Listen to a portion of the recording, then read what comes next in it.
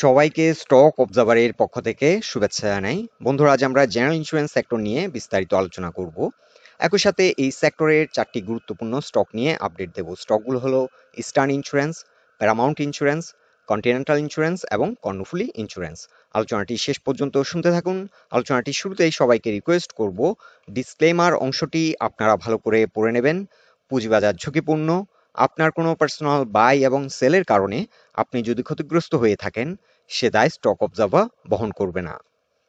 শুরুতেই দেখে নিচ্ছি ডে চার্টে জেনারেল ইন্স্যুরেন্স সেক্টরের অবস্থান। সেক্টরটি বর্তমানে অবস্থান করছে 48.3-তে, আর সেক্টরটি যে পয়েন্টটাতে সাপোর্ট নিচ্ছে সেটি হচ্ছে 47.7-এ। এখানে আমরা দেখতে পাচ্ছি বারংবার এই জোনটিতে এসে সাপোর্ট নিচ্ছে। আর সেক্টরটি ইমিডিয়েট যে রেজিস্ট্যান্স ফেস করছে বর্তমানে সেটি হলো 48.7-এ। এখানে 20 এবং 50 এক্সপোনেনশিয়াল মুভিং অ্যাভারেজের রেজিস্ট্যান্স লাইন। বর্তমানে জেনারেল ইন্স্যুরেন্স সেক্টর যে প্যাটার্নটি ফর্ম করছে এটাকে একটা ট্রায়াঙ্গেল প্যাটার্ন আমরা দেখতে পাচ্ছি, একটি ট্রায়াঙ্গেল প্যাটার্ন ফর্ম করছে। আর এই প্যাটার্নটির ব্রেকআউট হবে 48.7, এইটিকে যদি অতিক্রম করতে পারে এখানে একটি প্যাটার্ন ব্রেকআউট হবে, প্লাস এটি 20 এবং 50 এক্সপোনেনশিয়াল মুভিং অ্যাভারেজের উপর ঘুরে দাঁড়াবে। এই গ্রিন লাইনটিও বর্তমানে সেক্টরটির জন্য একটি রেসিস্ট্যান্স লাইন, এবং এখানে একটা রেসিস্ট্যান্স ফেস করবে 49.2 থেকে 49.4। এই জোনটিতেও কিন্তু সেক্টরটি বর্তমানে রেসিস্ট্যান্স ফেস করবে। এবং নট অনলি দ্যাট, 49.8 এই জোনটিকে কিন্তু একসময় অতিক্রম করেছিল, ব্রেকআউট করেছিল। ব্রেকআউট করে কিন্তু একটা ভালো প্রাইস অ্যাকশন কিন্তু সেক্টরটি করেছিল, কিন্তু এটি যেহেতু আবার ব্রেকডাউন করেছে 9.7 কিংবা 9.8 এই জোনটিকে যেহেতু আবার ব্রেকডাউন করেছে, সো এই জোনটি কিন্তু এখন বর্তমানে এই সেক্টরটির জন্য একটি কি রেসিস্ট্যান্স। এই রেসিস্ট্যান্সটিকে অতিক্রম করতে পারলেই কিন্তু আমরা আবারও এই সেক্টরটি হয়তো লক্ষ্য করব যে একটি ভালো প্রাইস অ্যাকশনের মাধ্যমে এই সেক্টরের বিভিন্ন স্টকগুলো ভালো একটা পারফরমেন্স করবে বলে আমরা আশা রাখছি। সো বেসিক্যালি সেক্টরটি বর্তমানে সাইডওয়ে করছে। এটি 47.6 কিংবা 7 থেকে ইন বিটুইন 50 এই জোনটিতে কিছুদিন ধরে এটি সাইডওয়ে প্রাইস অ্যাকশন আমরা লক্ষ্য করছি। আর সেক্টরটিতে অনেকে হয়তো সেক্টরটি নিয়ে কিছুটা দুশ্চিন্তায় আছেন যারা ইনভেস্ট করেছেন, কারণ সেক্টরটিতে মানি ফ্লো অনেকটা কমে গেছে। এখন যেহেতু বর্তমানে এটি একটি কারেকশন ফেজের মধ্য দিয়ে যাচ্ছে, এখানে যে আমরা দেখতে পাচ্ছি ভলিউম কমে গেছে, এটা আমরা খুব একটা নেগেটিভলি নিচ্ছি না। এখানে সেল প্রেশার অনেকটা কমে গেছে, এখন এখান থেকে হয়তো ইউটার্ন নেবে বলে আমরা আশা করছি।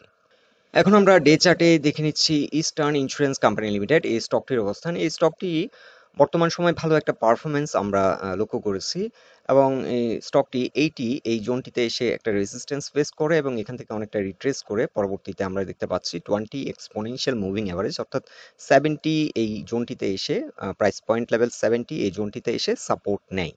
এখন আমরা এখানে একটি ট্রেন্ড লাইন ড্র করছি। এই স্টকটি আমরা চাইলে বর্তমানে এন্ট্রি নিতে পারি, এবং আমরা স্টপ লস সেট করব 69 এর নিচে যদি নেমে যায়। এটি বর্তমানে যে প্যাটার্নটি ফর্ম করেছে, এখানে যে আমরা ট্রেন্ড লাইনটি ড্র করেছি, এই ট্রেন্ড লাইন থেকে যদি ছিটকে পড়ে তাহলে আমরা স্টপ লস নিয়ে নেব। 69 এর নিচে নেমে গেলে আমরা স্টপ লস নিয়ে নেব। আর আমরা এখান থেকে যদি এন্ট্রি নিই তাহলে আমরা আপাতত টার্গেট করব 82 একটি ব্রেকআউট পয়েন্ট কিংবা একটি রেসিস্ট্যান্স এরিয়া। এই রেসিস্ট্যান্সটিকে যদি ব্রেকআউট করতে পারে এই স্টকটি হয়তো একটা এগ্রেসিভ প্রাইস অ্যাকশন নেবে, কিন্তু এটি বারংবার এই জোনটিতে এসে কিন্তু ব্যর্থ হচ্ছে। এর আগেও আমরা যখন আপনাদেরকে একটি অ্যানালাইসিস দিয়েছিলাম এই স্টকটি সম্পর্কে, আমরা বলেছিলাম যে এই জোনটি 80 থেকে 81 এই জোনটি একটা রেসিস্ট্যান্স জোন, এবং নট অনলি দ্যাট এটি 78 থেকে আমরা আপনাদেরকে বলেছিলাম 81 পর্যন্ত একটা রেসিস্ট্যান্স। এই স্টকটি একটা সিগনিফিক্যান্ট সেল প্রেশার ফেস করবে, এবং এই ক্ষেত্রে আমরা আপনাদেরকে জানিয়েছিলাম যে ভলিউমের ধারাবাহিকতা যদি ঠিক থাকে তাহলে রেসিস্ট্যান্সটি হয়তো চেস করে ব্রেকআউট করার একটা সম্ভাবনা থাকতে পারে। কিন্তু এখানে আপনারা দেখুন যে ভলিউমের মধ্যে যে ধারাবাহিকতা ছিল না, ভলিউমের মধ্যে ধারাবাহিকতা না থাকার কারণে কিন্তু এটি এখান থেকে রিট্রেস করে যায়, এবং এখানে বর্তমানে আবারও সাপোর্ট নিচ্ছে 70.9। এটি 20 এক্সপোনেনশিয়াল মুভিং অ্যাভারেজের যে সাপোর্ট লাইন, এটিকে কিন্তু রেসপেক্ট করছে, এটা একটা ভালো দিক। সো বর্তমানে এই স্টকটি এন্ট্রি নেওয়ার জন্য বর্তমানে একটা সুইটেবল প্রাইস পয়েন্টে অবস্থান করছে।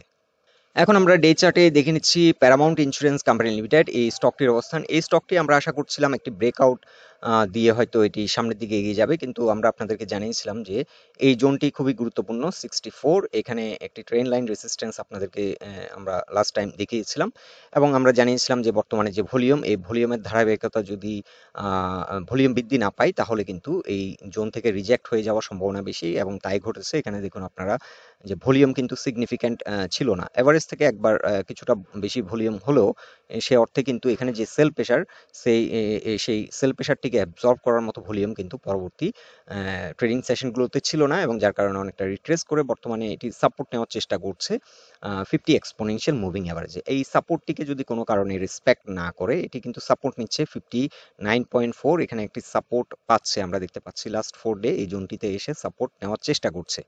এই সাপোর্টটিকে যদি রেসপেক্ট না করে পরবর্তীতে 56.8 কিংবা 57 এই জোনটিতে এসে এই স্টকটি সাপোর্ট নেবে, এবং 57 থেকে যদি এটি ছিটকে যায় তাহলে আমরা স্টকটিতে স্টপ লস সেট করব, স্টপ লস দিয়ে দেব।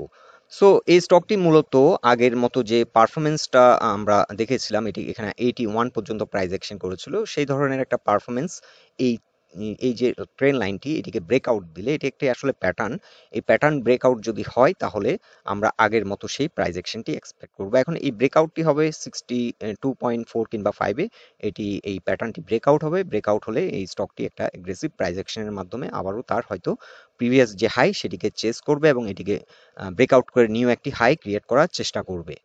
সো বর্তমানে এই স্টকটিও এন্ট্রি নেওয়ার জন্য একটি সুইটেবল প্রাইস পয়েন্টে অবস্থান করছে। এখন আমরা ডে চার্টে দেখে নিচ্ছি কন্টিনেন্টাল ইন্স্যুরেন্সের অবস্থান। কন্টিনেন্টাল ইন্স্যুরেন্স গতকালকে এটি ভালো একটা প্রাইস অ্যাকশন করেছিল, সরি লাস্ট ট্রেডিং সেশনে এটি তার যে রেসিস্ট্যান্স ছিল 41-এ, সেই রেসিস্ট্যান্সটিকে ব্রেকআউট করেছে। এখানে ইয়েলো লাইনটি হচ্ছে 50 এক্সপোনেনশিয়াল মুভিং অ্যাভারেজের একটি রেসিস্ট্যান্স লাইন, এটিকে ব্রেকআউট করার কারণে এই স্টকটি ভালো একটা প্রাইস অ্যাকশনের মাধ্যমে এখানে একটি রেসিস্ট্যান্স ফেস করছে প্রাইস পয়েন্ট লেভেলে। আমরা এখন ফিবোনাচি রিট্রেসমেন্ট চার্ট ড্র করে দেখে নেব এটি কতটা রিকভারি দিয়েছে। এই স্টকটি আমরা এখন দেখতে পাচ্ছি অলমোস্ট 38% এর একটি রিকভারি সাইকেল এখানে কমপ্লিট করছে 44.5 এই জোনটিতে। অলমোস্ট এখান থেকে কিছুটা রিট্রেস করে এখন হয়তো এই স্টকটি এই নেক্সট ট্রেডিং সেশনগুলোতে এই রেসিস্ট্যান্সটিকে ব্রেকআউট করে হয়তো তার যে প্রিভিয়াস যে হাই সেটিকে চেস করার চেষ্টা করবে। বর্তমানে মানি ফ্লো অনেকটা বৃদ্ধি পেয়েছে এই স্টকটিতে, সো এই স্টকটি ভালো একটা পারফরমেন্স হয়তো আমরা এক্সপেক্ট করতে পারি সামনের দিনগুলোতে, যদি সেক্টরটির যে আমরা প্যাটার্ন যে ড্র করেছি সেই প্যাটার্নটি যদি ব্রেকআউট দিয়ে সেক্টরটি আবারও একটা ভালো প্রাইস অ্যাকশনে যায় তাহলে এই স্টকটি হয়তো ভালো একটা পারফরমেন্স আমরা হয়তো আবারও দেখব। সো এই স্টকটির ক্ষেত্রে এখন 41.9 বর্তমানে সাপোর্ট। আমরা যদি এই স্টকটিতে নতুন করে এন্ট্রি নিই তাহলে আমরা 42 নিচে নেমে গেলে তাহলে আমরা চিন্তা ভাবনা করতে হবে এই স্টকটি থেকে আমাদের বেরিয়ে যাওয়ার। এই স্টকটি আপ টু 41 পর্যন্ত ঠিক আছে, এটা আমরা চাইলে হোল্ড করতে পারি। এখানে ইয়েলো লাইনটি হচ্ছে 50 এক্সপোনেনশিয়াল মুভিং অ্যাভারেজের একটি ইয়েলো লাইন, এটি বর্তমানে এই স্টকটির জন্য একটি গুরুত্বপূর্ণ সাপোর্ট। এই সাপোর্টটিকে যদি ব্রেকডাউন করে স্টকটি আবার স্লো হয়ে যেতে পারে। অ্যাজ লং এজ স্টকটি 41 এর উপরে অবস্থান করছে, এই স্টকটি ভালো একটা পারফরমেন্স হয়তো আমরা দেখতে পাবো। এখন আমরা দেখে নিচ্ছি ডে চার্টে কর্ণফুলী ইন্স্যুরেন্স কোম্পানি লিমিটেড এই স্টকটির অবস্থান। এই স্টকটিও কিন্তু কন্টিনেন্টালের মতো একটা সিমিলার একটা অবস্থান আমরা দেখতে পাচ্ছি। স্টকটিও এটি একটা সিগনিফিক্যান্ট কারেকশনের পর এটি তার 20 এবং 50 এক্সপোনেনশিয়াল মুভিং অ্যাভারেজের উপর ঘুরে দাঁড়িয়েছিল, ঘুরে দাঁড়ানোর পর ভালো একটা ভলিউম আমরা কয়েকদিন লক্ষ্য করছি, তবে আশানুরূপ এখনো সেই অর্থে ভলিউম বৃদ্ধি পায়নি। এখানে একটা রেসিস্ট্যান্স আবারও ফেস করছে 37.6-এ, এখানে একটি সাইকেল কমপ্লিট করেছে, রিকভারি সাইকেল 38% এর একটি রিকভারি সাইকেল কমপ্লিট করে এটি আবার এখান থেকে রিট্রেস হয়, রিট্রেস করে এটি কিন্তু এখানে আমরা দেখতে পাচ্ছি এটি আপ টু 35.2 পর্যন্ত এটি নেমেছিল, এবং এখানে 20 এবং 50 এক্সপোনেনশিয়াল মুভিং অ্যাভারেজকে রেসপেক্ট করছে। সো এই স্টকটিও আমরা গ্র্যাজুয়ালি আশা করছি যে এটি তার যে প্রিভিয়াস হাই সেটিকে গ্র্যাজুয়ালি এটি এদিকে এগিয়ে যাবে, 43 দিকে এগিয়ে যাবে, এবং এই যে হাইটিকে চেস করে একটা নিউ হাই ক্রিয়েট করার চেষ্টা করবে। সো ওভারঅল আসলে জেনারেল ইন্স্যুরেন্স সেক্টরে সবগুলো স্টক ইকুয়ালি পারফর্ম করছে না, মাঝে মাঝে কিছু কিছু স্টক পারফর্ম করছে কিন্তু পারফরমেন্সের ধারাবাহিকতার মধ্যে কিছুটা ঘাটতি রয়েছে, যার কারণে এই সেক্টরে যারা ইনভেস্ট করেছেন তাদের মধ্যে কিন্তু অনেকটা ফ্রাস্ট্রেশন আছে। এখন এই সেক্টরটি যেহেতু একটি পারফর্মিং সেক্টর এবং বেশ মানি ফ্লো, কিছুদিন আগে আমরা কিন্তু দেখলাম যে এখানে অনেকটা হিউজ একটা মানি ফ্লো কিন্তু ইনফ্লো আমরা লক্ষ্য করেছি। সো সেক্টরটি হয়তো এখান থেকে আবারও একটা নতুন করে ড্রাইভ দেবে। সো যে স্টকগুলো ভালো পারফরমেন্স করেছে এবং যে স্টকগুলো আমরা কিছুটা হাই পয়েন্টে এন্ট্রি নিয়েছি, চাইলে এগুলোকে কিছুটা অ্যাভারেজ ডাউন করে রাখতে পারি। সেক্টরটি আবার যখন ভালো একটা প্রাইস অ্যাকশন করবে এবং ওই স্টকগুলো যখন আবার একটা ভালো প্রাইস অ্যাকশন করবে, তখন আমরা চাইলে কিছুটা সেল করে কিছুটা আমরা প্রফিট টেক করতে পারি।